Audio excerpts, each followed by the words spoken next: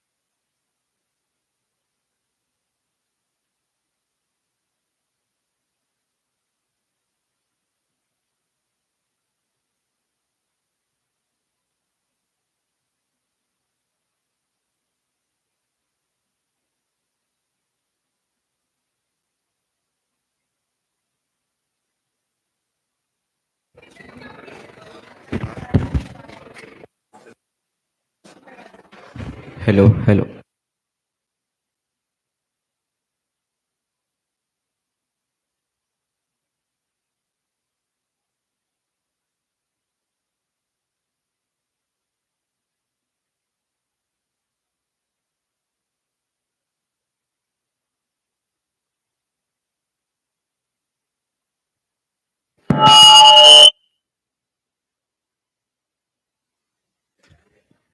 Now I would like to call upon Professor Hello, Anandajit hello. Goswami.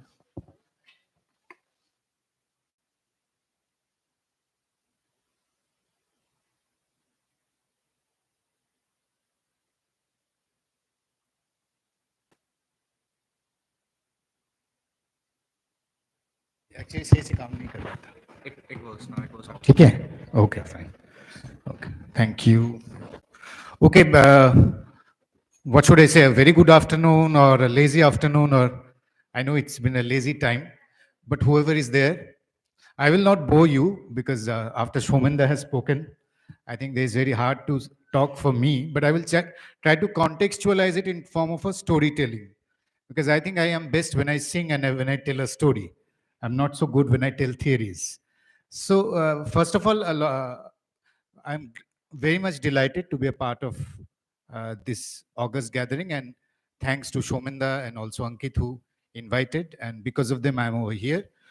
So when the talk and the session theme came to me, I was thinking that the title of the session says that rethinking development theory and policies, and today again I saw that it says that contextualizing to the Indian realities, I mean contemporary India.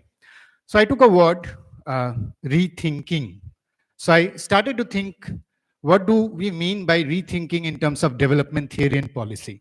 So I went back almost 500 years back, down the memory lane, and I was simulating in my mind, okay, so from where should I start the discourse or the talk? So Shominda made my job easier. So I will get to the peripheral side of the core distribution and the core functional aspects that Shominda spoke of. So I will complement what he said. So let's start the journey like this way. So when we think of rethinking, first I thought that there's a time for reflection first. So if we reflect back on the way the development theory and the policy discourse has shaped up from in the last 200 and 250 or 500 years, I see a clear unjust behavior that has happened all across the world. And I will come to it. So the phase of my storytelling can be divided into three subparts.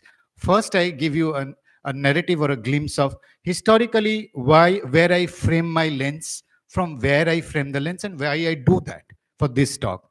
The second is in that I will get to certain bit of the theoretical juxtaposition, some of the points that he mentioned. I will not get to the detailed theoretical words or jargons. Economists are blamed for using that.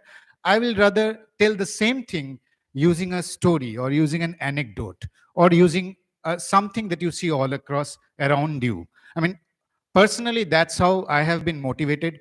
When I was in JNU in 2003 and 4, I had the option to do a PhD in macroeconomics. I could have gone to USA.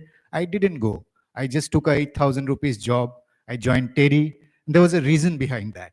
And that reason and journey is for what.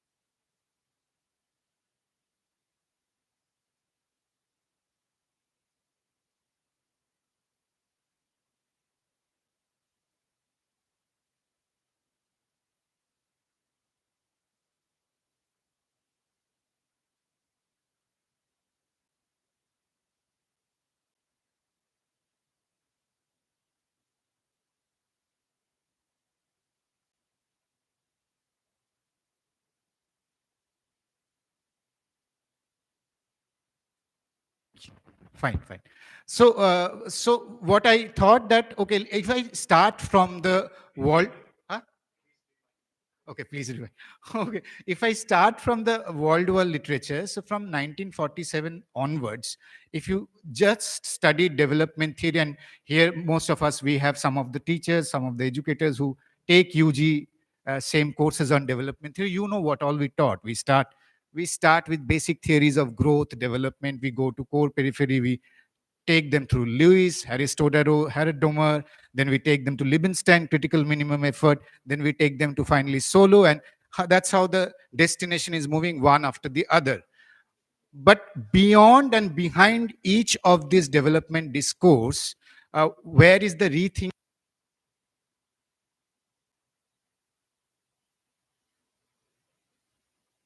Say we are training or we are discussing about Lewis theory. We all know about this, the paper that Lewis wrote between 1951 to 1954, the famous Oxford paper from where Lewisian theory emerged. We just take the students to the diagram. But if you actually go to the deep depth of why Lewis wrote that, what was the hidden reason behind? This is behaving a little funnily. So sometimes it's going, and it's just like the development discourse, it's going up and down.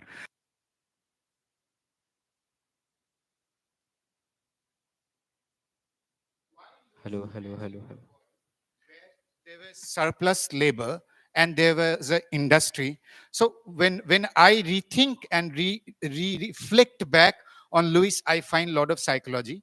I find lot of applications of information asymmetry, and in some of the classes, I actually do a systems diagram to train my students to again rethink on Lewis theory. I took an assumption of Lewis theory intentionally, just to also corroborate and substantiate what Shominda was mentioning. So Lewis theory, I think in 2025, if I'm telling my students, I will take or tell them Lewis theory through a film like People Live. How many of you have seen People Live?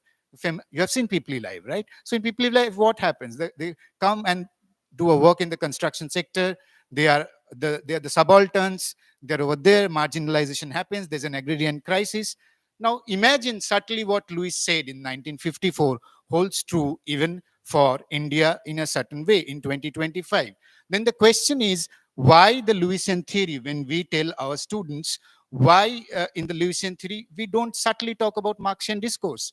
Marxian discourse is also hidden in Lewisian concept.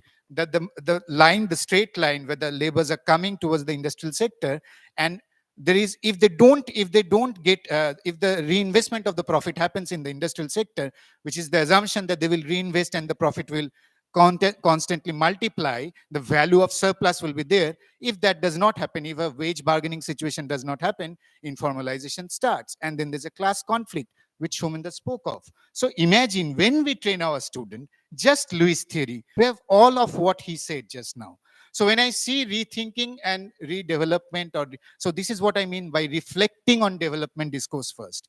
So when we reflect back on development discourse first, then the further sub question is that why don't we take in development entropy as a discourse? Entropy is a concept which some of us who have been fortunate enough to study energy economics. I mean, I did my PhD in energy economics. I studied economics, but when I went to energy economics, and Shominda, with your permission, if I may say, when I in 2003, some of my professors in JNU told me, okay, you are going towards energy policy.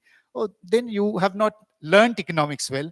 That's why you have gone to energy economics. I mean, that is a discourse in 2003. But ideally, when I chose actually energy economics, I had to study more. I had to study thermodynamics.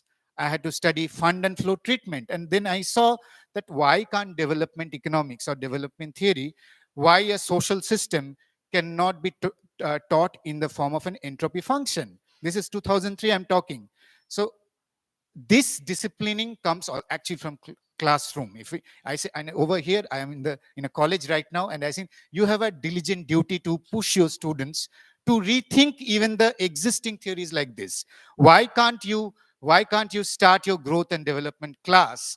Why will you always start a growth and development class with Solo's model or neoclassical model? But rather, you tell them first to an entropy system where there are inputs, where there are outputs, and the society as a system has a chaotic behavior, and then get to a discourse of Solo, whereas the limitations of an endogeneity concept within the Solo's paradigm.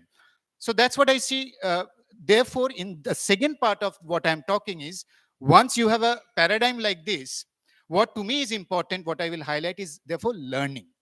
Learning is something, I mean, Solo had mentioned in his in 1957 paper, Solo subtly again mentioned that the technological growth and the multiplier effects of learning also will create a convergence and divergence pattern within the countries. If you study a paper by Lean also later in 2017 comes up with a paper where Lean is constantly saying that finally today development discourse and new development theory and policy of one country with the other is determined by something what we call learning. I mean, one policy, why does it work for a country which doesn't work for the others? Let me give you an example.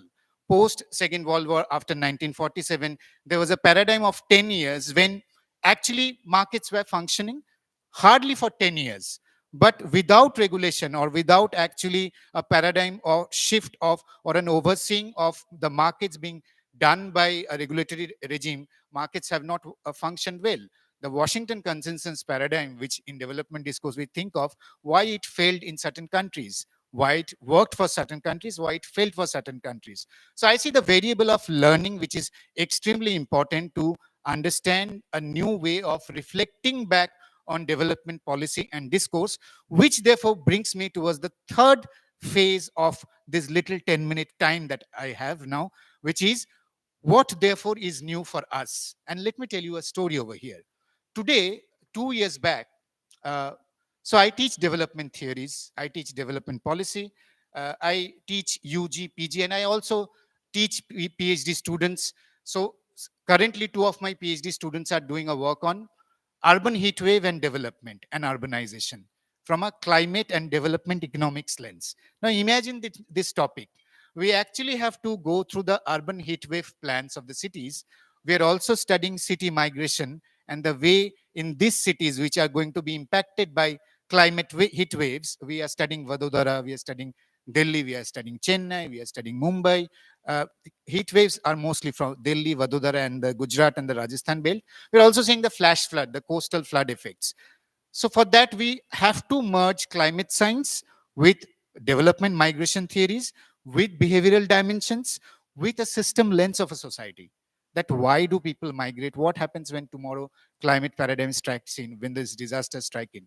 So today, therefore, development economics, development pedagogy, or development theory, uh, it's easy to say interdisciplinary and transdisciplinary, but I say it's moving out of a zone of convenience.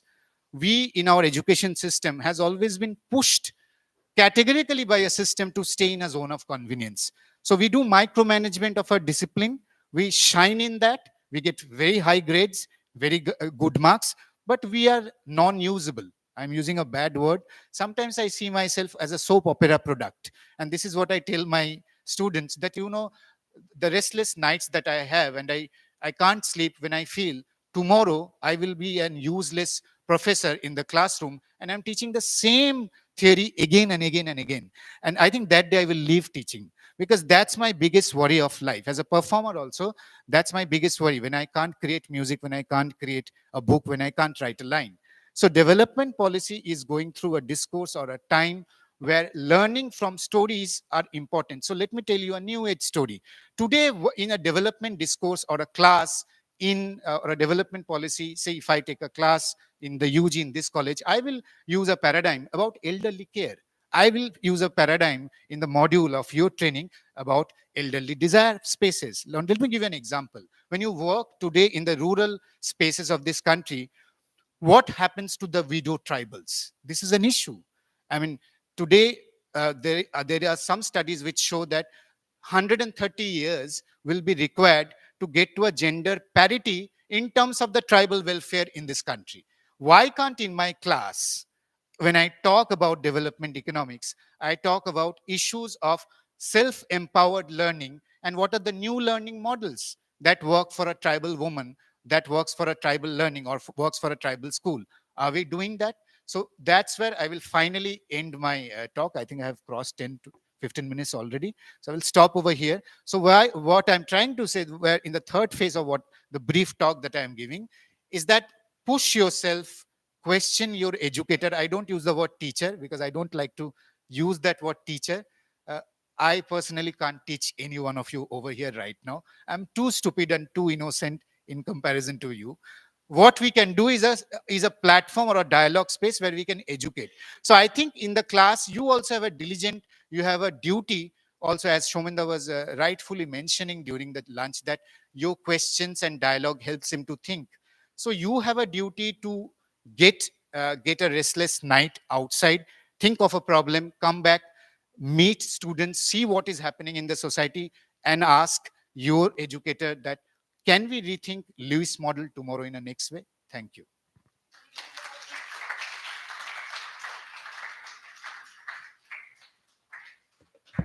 Thank you, Thank you, Professor Goswami. Now we would like to invite Dr. Kohli to the podium. Because we are having a discussion. So yeah, am I audible or should I use a mic? Okay, but yeah, recording. Okay, so thanks.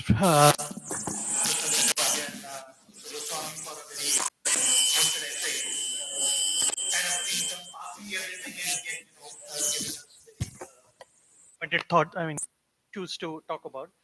Again, because of the paucity of time, I just want to ask, just one or two small little issues, or kind of we can start with that.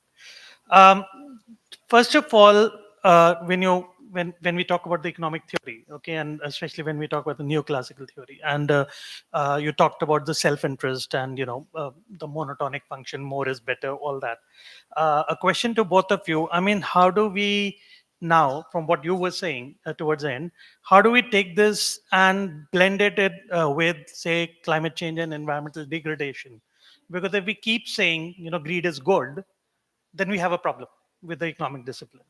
That's one kind of a question I have. The other one is a little cheeky. That when we talk about the reunification of various social sciences, especially, do you think economics with too much of a bent towards mathematics is actually kind of creating a problem for actually getting on with other social sciences? Because when you get the human being in between, and when we say he's irrational in many ways, then mathematics, does it create a problem for us, and do we need to go beyond that?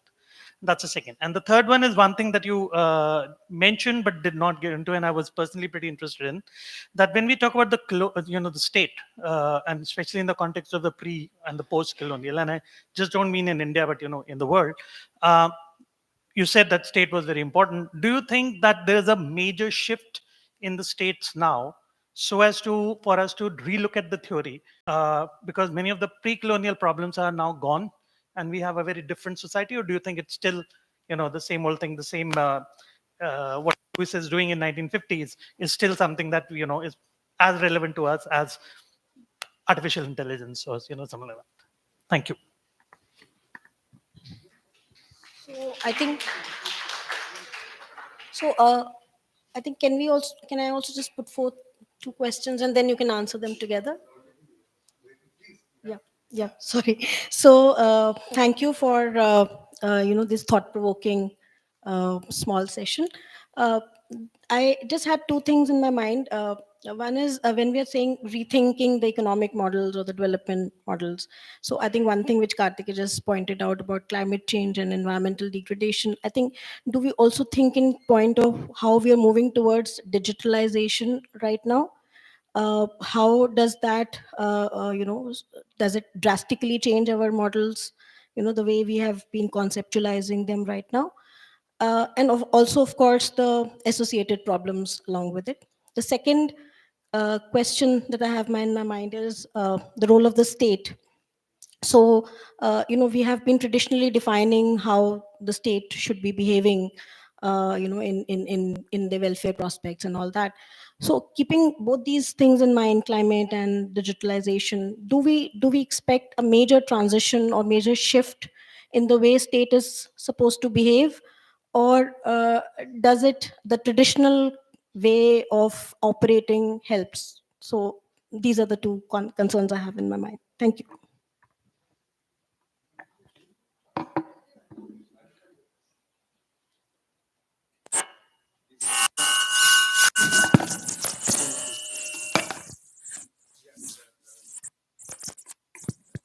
Fantastic question. I have noted down, so I will repeat the question and then I will respond and then we can have a dialogue. Okay. So the first question of how climate change and environmental degradation, and I club that with what you asked about the digitalization and the climate change. So let's look at this way. And again, I sometimes I don't like to give answers because I think we all are co-learners. So some thoughts that come on my mind, which I share with you, how we have seen the discipline of, say, economics as a whole, because which Shomenda mentioned. So I was further thinking, we have always even thought of the discipline of economics as an optimal point. Imagine this way, how we have taught the discipline of economics to our students. Has it been taught as a spectrum, or has it been, so what do? We define units, course curriculum in unit 1, unit 2, 1.1, 1.2. I'm just telling you the hard realities, right? When I devise a curriculum, you are, so automatically when you do that way, see, as an educator also, you're boxing yourself somewhere. So generally what therefore I do, say in my 1.1, and now I'm giving, because I'm talking to teachers and students, I can talk this language. So when I'm taking, say, the 1.1 module, which is just saying growth and development theory. So where do I start growth and development? So I will start now in 2025, not first with the theory, but first with an event. And in that event, so I give you an event of, say, a migration induced by, say, a climate disaster. So I take a migration event induced by, say, drought in Bundelkhand. So for that event, therefore, dhire dhire, I will open out the disciplines. So in a way, therefore, the student rather takes a meandering journey instead of going through 1.1, which is on growth and development. Because I think a time has come where we have to revolutionize the pedagogy, because you mentioned about digitalization. Our enemy are not, our enemy is now the gadgets we have.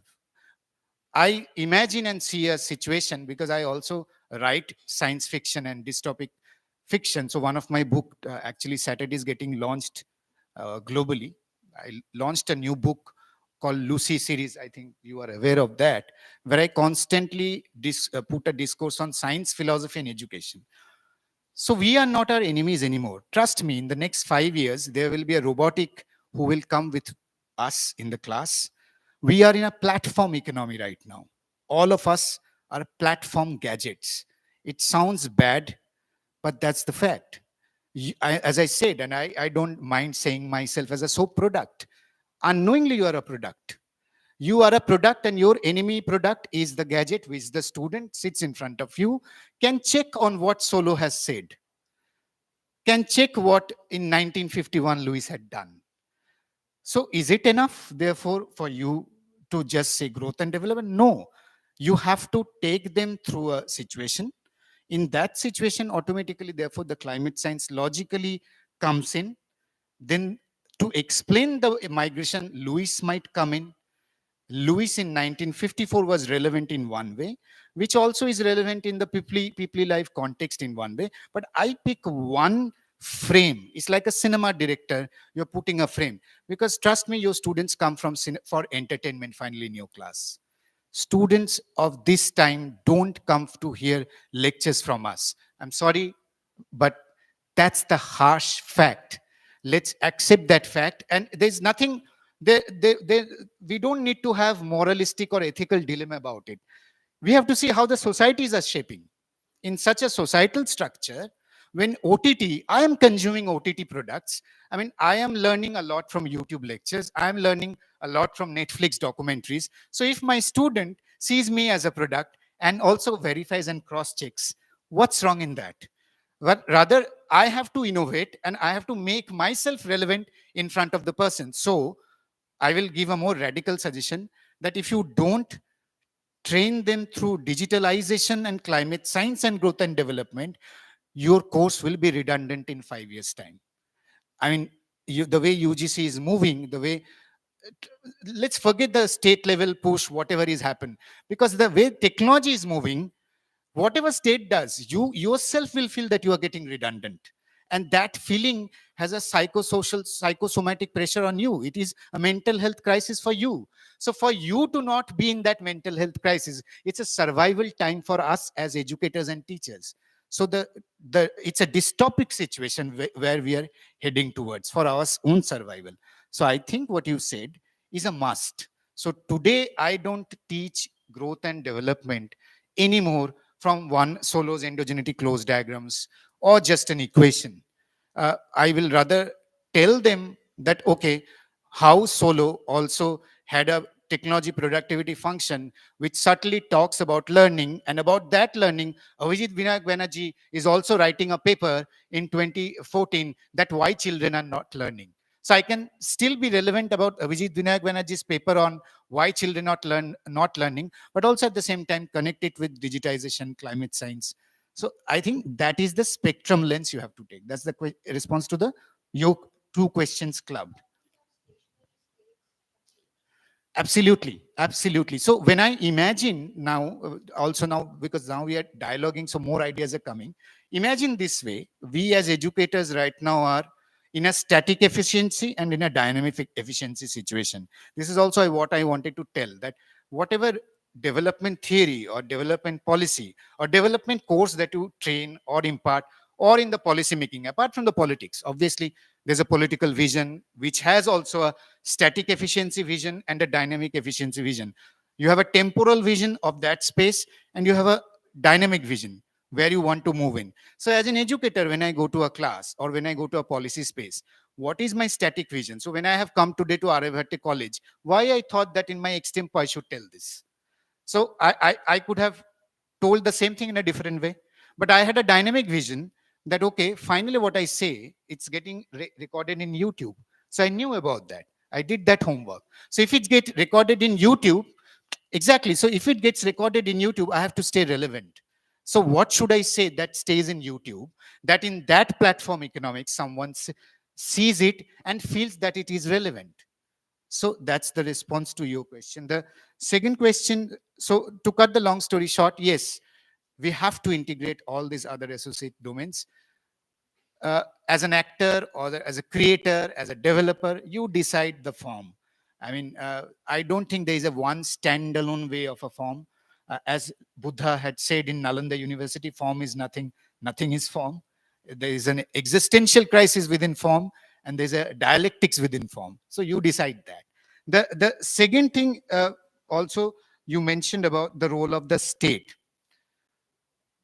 Very tricky question. So one very tricky question. So let's, I'm getting recorded, right? Okay. So, no, if you would have switched off, then I would have said something.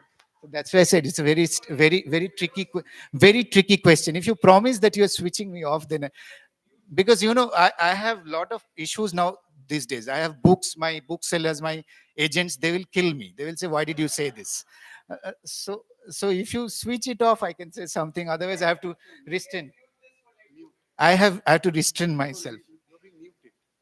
Pakka, have I been muted? Because this question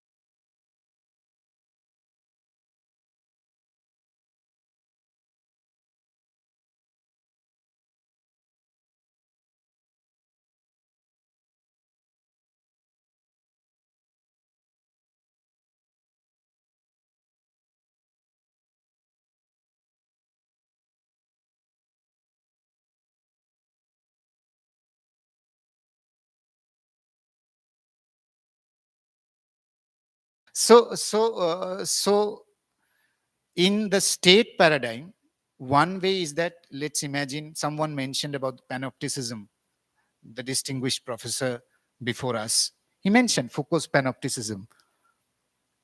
You already are watching panopticism in different ways. Sometimes I feel Tinder dating is a panopticization world. What you guys do in the name of Tinder and Gumble, you all are in a panoptic world where you don't have a theravada. You don't have, can you imagine your restlessness is panopticized by Tinder and you are a function of your lust and desire? That's the worst thing that, and imagine if the state starts to control it. What sort of education we are living? So I will leave at that role of state.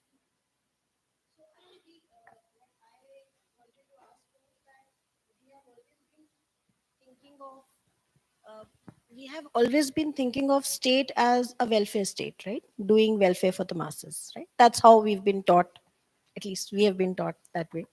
So, with the ongoing scenario of, I mean, digitalization and climate change, does that make the role of the state a little complicated? I mean, for that, I don't think we really have to fear about it. We know that it's going to be complicated, yeah, to a very large extent.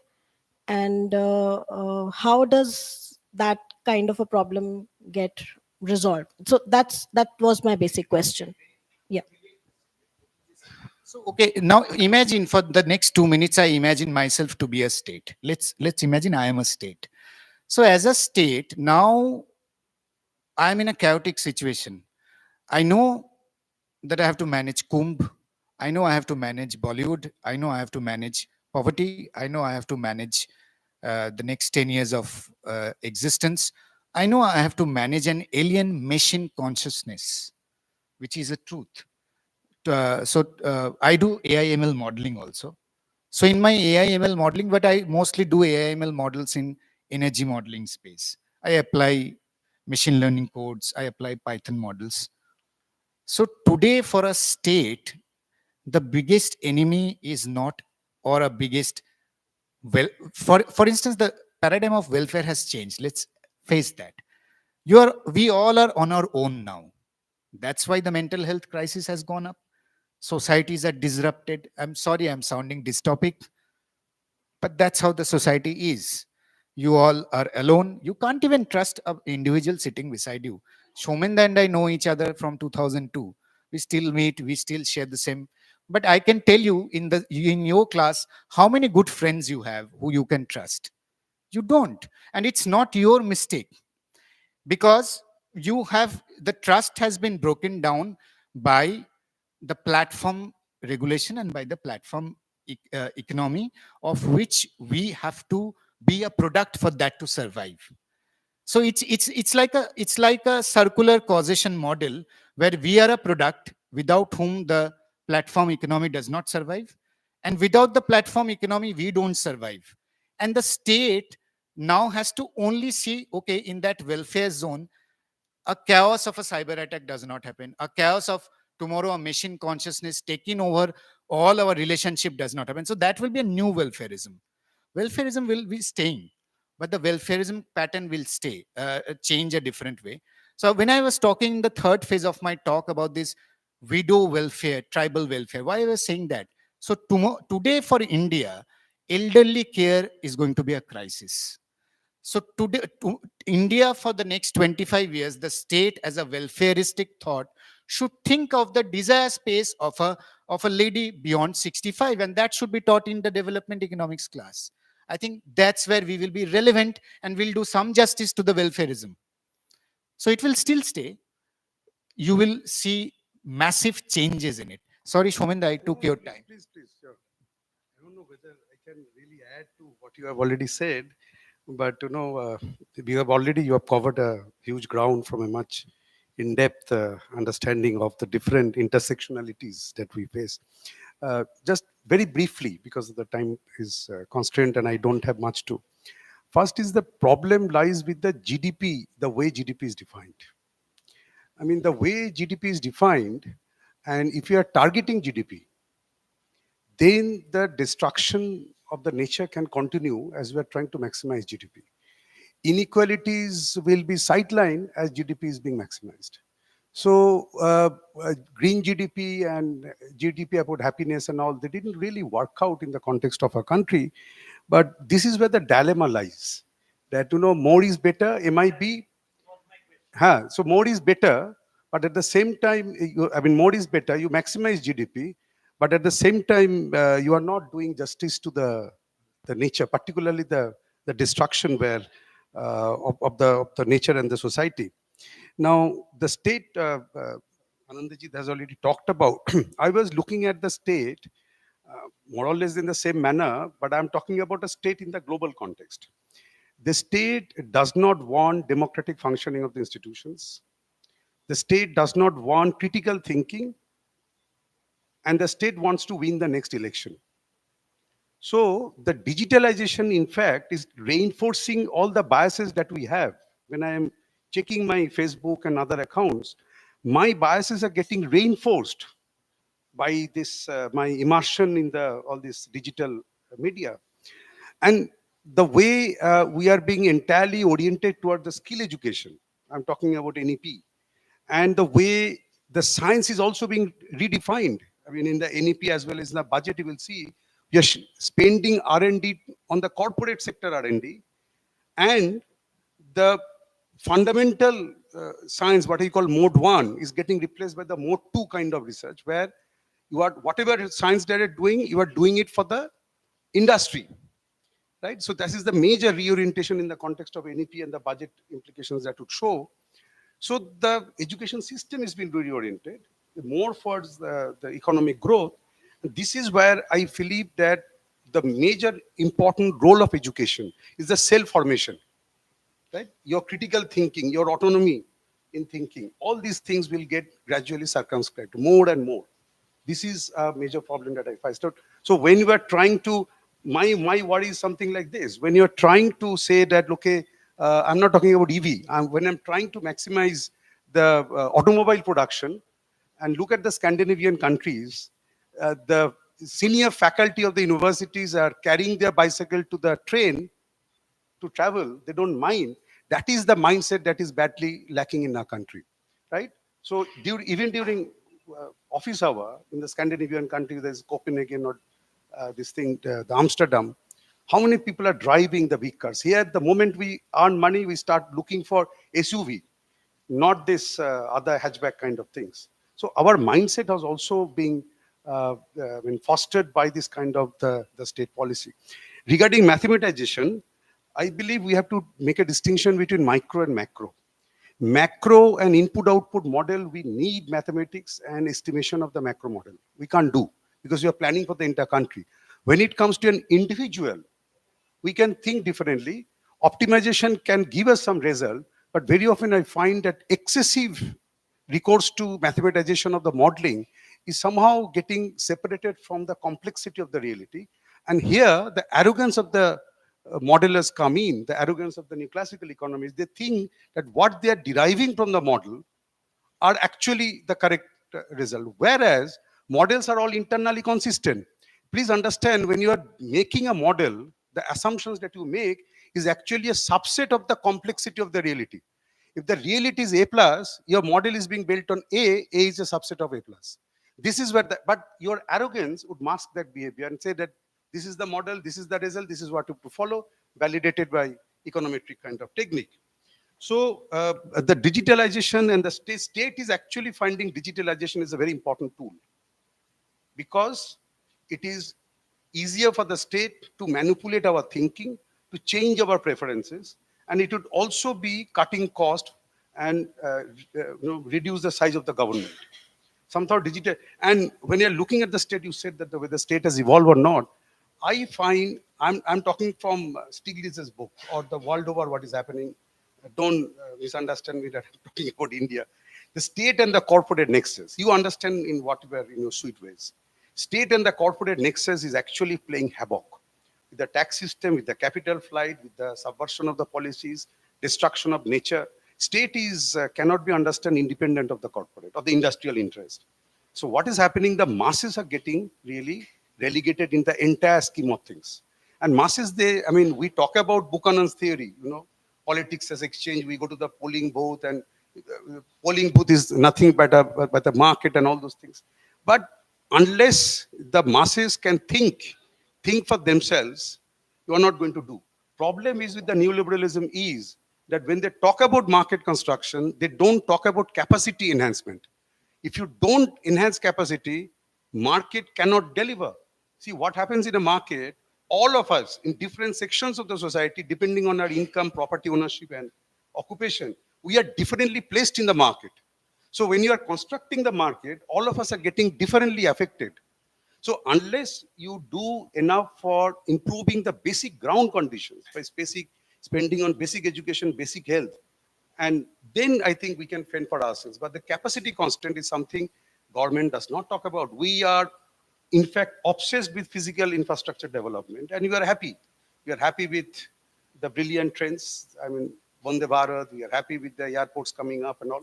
But actually, ground level, what makes us who we become, basic education and basic health, that is somehow getting compromised. This is not a good sign. Do we have more time?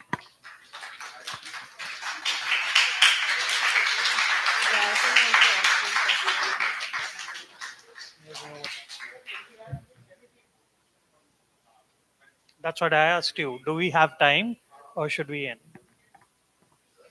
Yeah, I just want to make a small comment. I just recently read, it's an old saying, but talking about models, it says all models are useless. Sorry, all models are wrong. Some of them are useless. Some of them are useful. No, it says all models because from reality, they're all wrong. Some of them are useful. So they are useful, they are used. Otherwise, they're not correct. Sorry. Yeah, please. Dr. Dayal. Just the other one, contextualizing that.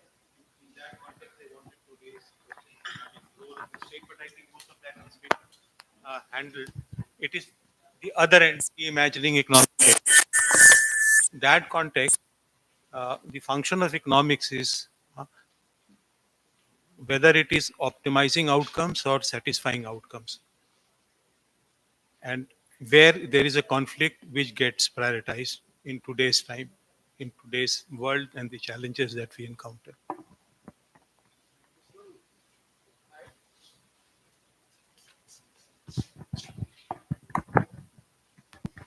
With utmost humility and with your permission, can I introduce another word in this? I think in the last 77 years of our economic thinking, this optimality word and the outcome word now needs to be also accommodative with a word called coexistential. So what has happened, the moment we see the discipline in a way, as Shomanda and you also subtly pointed out, because even in a model, when we do this model, where does the arrogance come from? The point that he's saying. Because in the class, when we are not taught to be altruistic or kind towards the discipline. Arrogance, psychological, if you think, in the training process, if you always push your student of rethinking in a way that see everything as a spectrum. Today we talk of LGBTQIA+, right?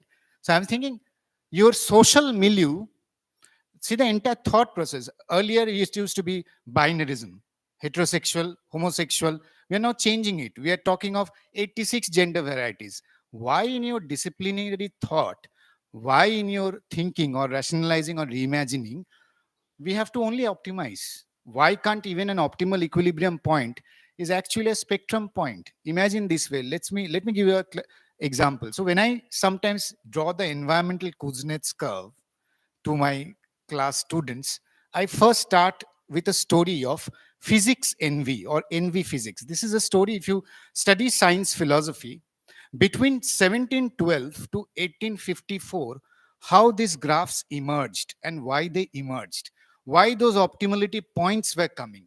This is a fantastic book. I'm forgetting the name of the book, but I can share the article from where I draw the reference. So mostly what was happening, Newton, Leibniz, and a set of mathematicians who got popularity also had peer rivals, and who were not successful. And so it's like my elder sibling getting all the attention, but the lesser sibling feels that psychologically she or he is in a crisis, so I have to do something to imitate that. And from there, the disciplinary crisis and arrogance of economics gets a birth. Economics as a way, at least I must tell you that I am fortunate that I left engineering and physics. So I had a journey, full faith journey. I went to engineering, I realized it's not my subject. Then I thought I will study physics. I left that. Then I landed in economics. So it was serendipity. But that told me that this is the only discipline which actually should be least arrogant, which actually should be most humble, which actually should not use the word optimal, which should use a word spectrum, which should see things from a chaotic lens, which should use interdisciplinary system behavior thinking, which should actually see a societal system more from an ecological or a species system lens. But when I studied the theories, I saw that no, species behavior was missing. The what it had to be, it was categorically reducing it because of a physics envy discourse of inferiority complex. So, and in JNU, always this fight used to be there between CITD and CSP, and I used to find it very funny. I mean, why people from two schools? Uh, I was a topper, but I never said that I am a topper because I felt that I know nothing. Because the moment I landed in JNU, the hostels made me think that I am not able to find out what is a motivation between a Dalit who, from a subaltern, is becoming a topper. Can my model see that? This is the JNU hostel which is pushing me to think like that. Staying in the same hostel when you are going to a class, CITD and CSP people are fighting with each other. So there is an arrogance between the both also. And no one is ready to listen to each other. So everyone thinks, okay, this is my discipline, this is that discipline. And the subtle crisis of that is that they're always using a word optimality too much. I think now time has come, Shomenda, we stop using optimization. Time has come, we use, why can't spectral be a word? Can we think of new etymologies in rethinking economics and development? Can we as educators use different words? If we don't do that, how can our students do? Thank you.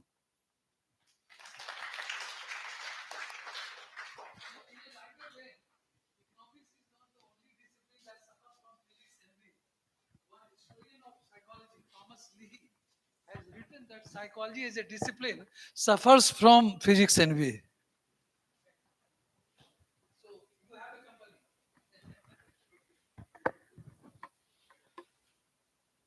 Um, as we can, as we conclude, we sincerely thank our distinguished speakers and discussants for their invaluable contributions. Their insights have provided us with a fresh perspective on economic theories and their role in India's development. To officially bring this session to a close, we now invite Professor Suvajit Lahiri to deliver the vote of thanks.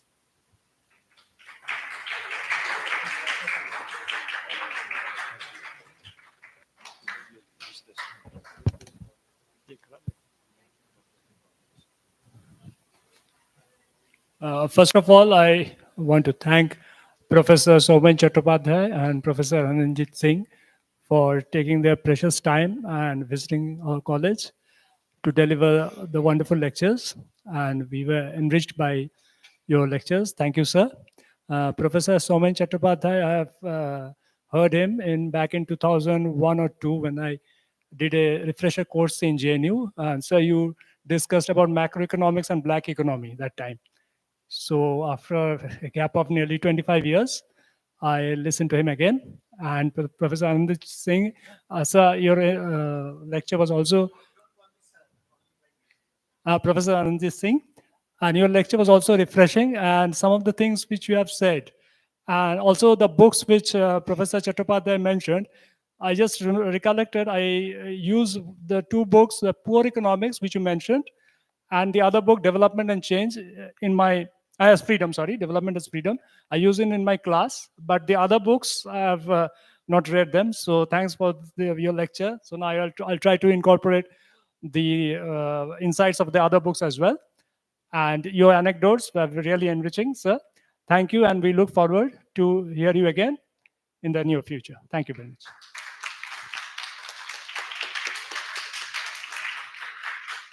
Thank you, sir, for your vote of confidence. With this, we bring this session to a close.